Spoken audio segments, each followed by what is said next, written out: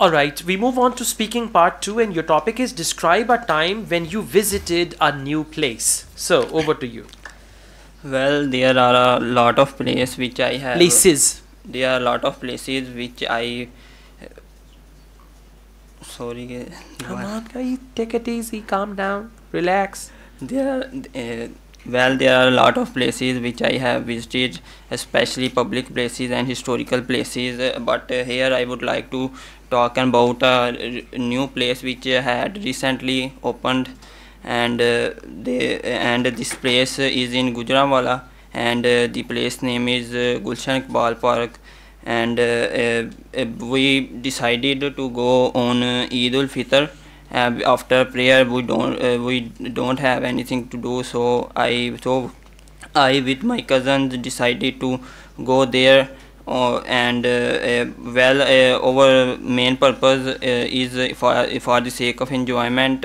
But when we went there, Okay, thank you. You're mixing past and present tenses, so try to avoid that. Like you said, we don't have anything to do, so it should have been we didn't have, and the topic is past. Describe a time you visited a place, and then you mispronounce the word park as parak.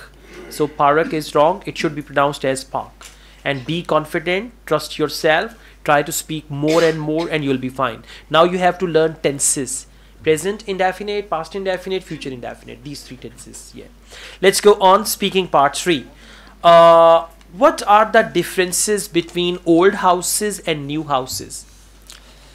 The new houses, there first of all there are a lot of difference in the coming as the coming in the modern era. The buildings are there's a lot of difference between old buildings and new buildings. The new buildings, mostly it look like there are a lot of glass which is designed in new buildings, and the old buildings are related to the history. And okay, so mainly your sentence structure is weak.